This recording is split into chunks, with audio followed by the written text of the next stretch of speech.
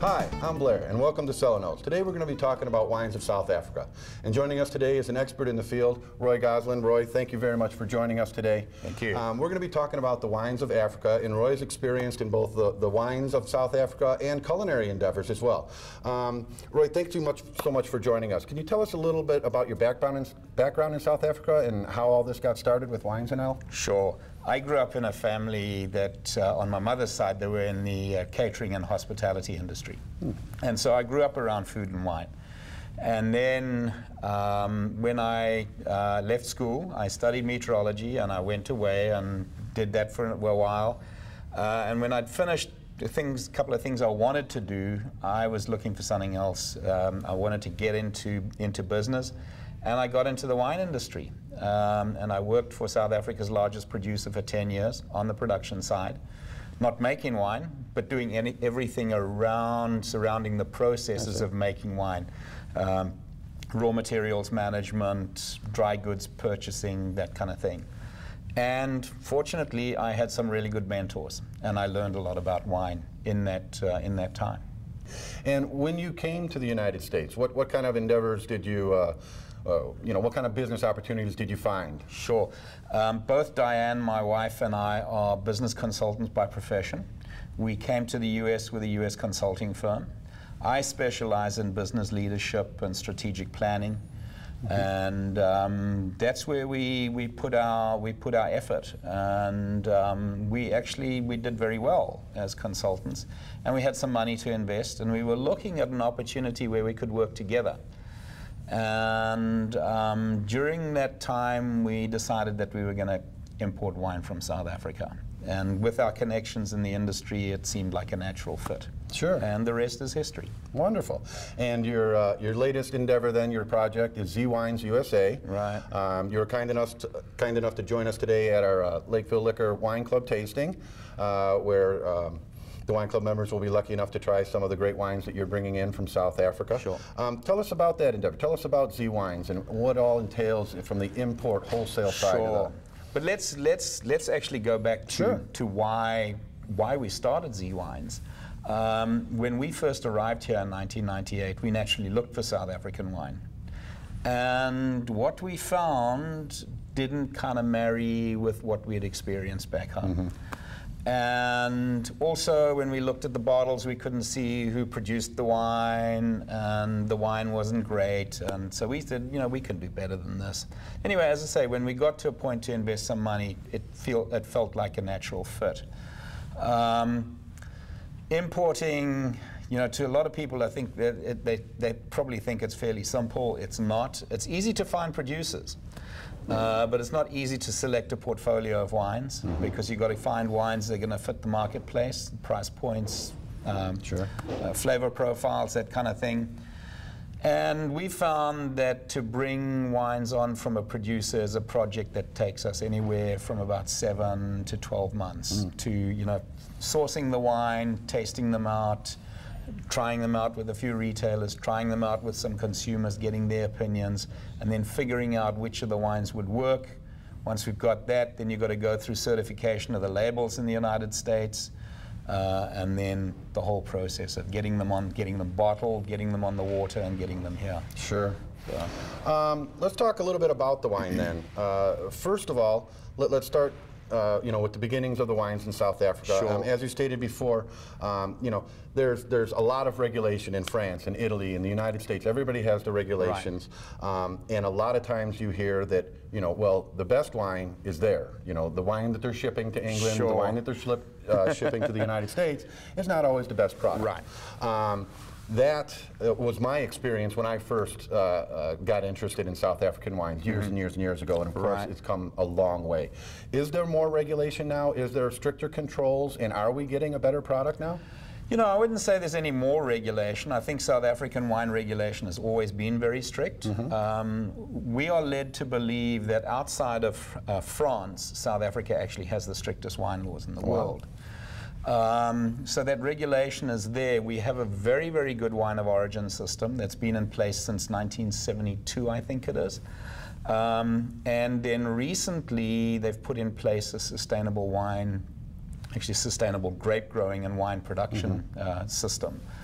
and the controls are very rigorous. And you know, one of the things that you will see on the bottle here, you will see this little bus ticket. Oh, sure. And that bus ticket is your indication of authenticity of South African wine. We feel that if a bottle of wine that says wine of South Africa, if it doesn't have a bus ticket on it, we wouldn't buy it because you can no longer trace the wine. Each bottle is numbered individually, and it's the only country in the world that has that level of traceability on the wine. So, you know, the regulation has been there. In terms of the quality of the product that we're getting today, I think we are getting a better quality product into the US. What happened post-apartheid, you know, the early post-apartheid years, there was a lot of bulk wine available in the South African system.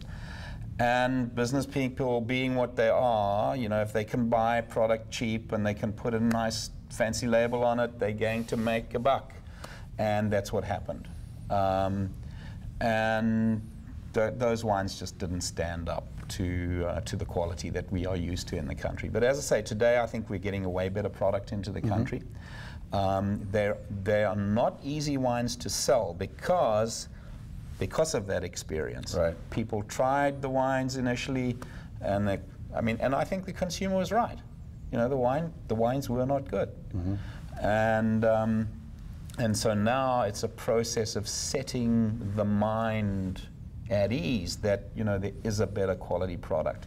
First impressions are hard to replace. Absolutely, so. And you've got to do all of that work to, you know, to create confidence in the consumer's mind.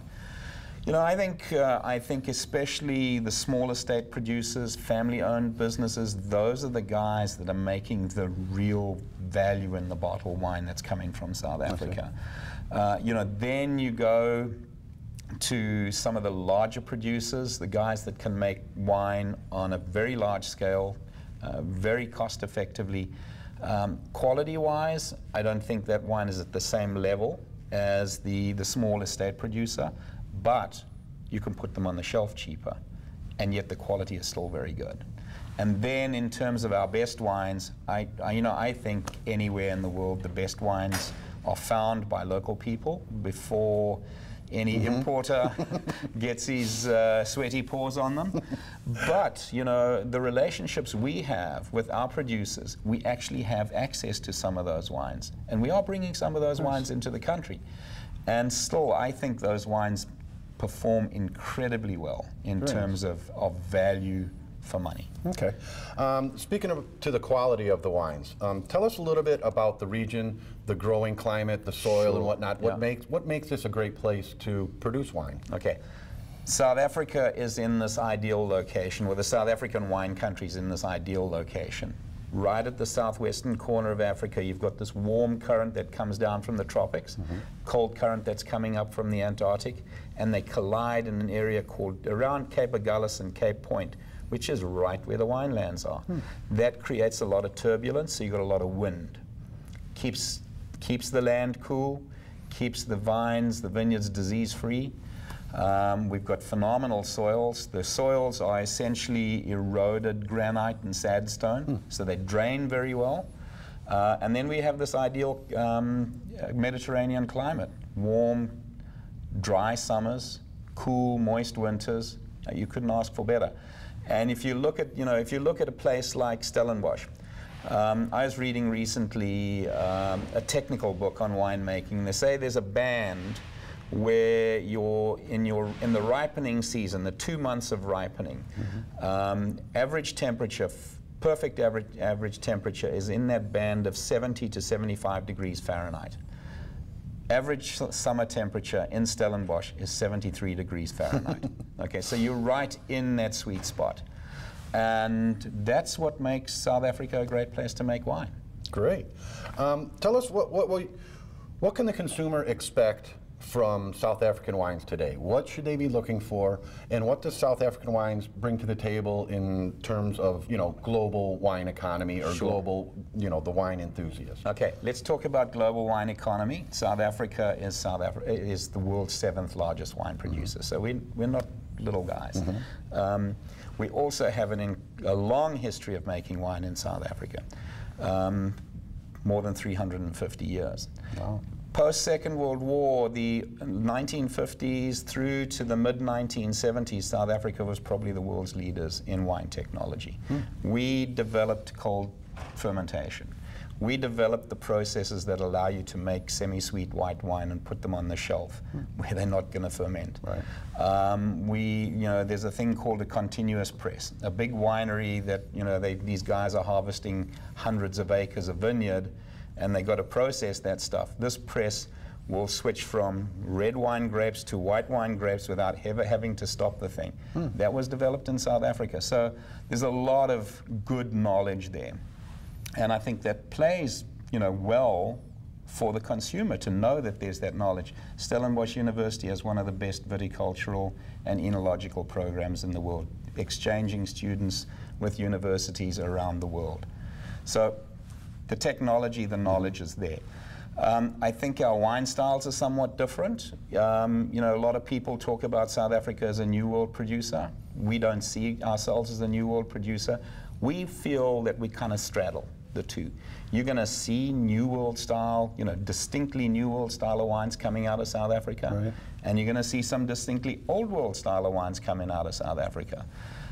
So if you want to explore, it's a great place to explore because you've got this wide range of styles. And then you'll see wines that are kind of down the middle. I think our wines are great food wines. As I was saying earlier, great value for money. We've got a wine that recently was nominated the best value imported red wine at the Twin Cities Food and Wine Show. Wonderful. And so here you've got a $10 to $12 bottle of wine that is outstanding quality. South African wine isn't just South African wine. You've got to be conscious of the region that you're looking at. You've got to be conscious of the producer. You've got one producer who will put wine on the retail shelf at under $20 a bottle, who's regarded as one of the best value estate producers in the country. Then you'll have another producer who makes the same amount of wine, but his product will be $40 a bottle on the shelf, right. Because that's where his focus is. And that is the range that you're going to have. I think, I don't see a lot of South African wine at that $40 a bottle price point, but it's going to come. And it's there in South Africa. And the wines are spectacular. We've seen internationally, got a lot of recognition. The International Wine and Spirits Competition in the last 5 years, the French and the Australians have been arguing about who makes the best Shiraz in the world. Okay, well, we settled that. In the last 5 years, South Africa has walked the floor with Shiraz, the Shiraz category at the International Wine and Spirits Competition. Bordeaux blends. Every couple of years, you'll see a South African producer producing the best wine in that category. Dave Hughes is an international wine judge. He judges at the International Wine and Spirits Competition, and one of his specialties is dessert wines. And we were sitting around the table one evening, we were talking about dessert wines, and he said, without a doubt, fortified dessert wines, South Africa is king.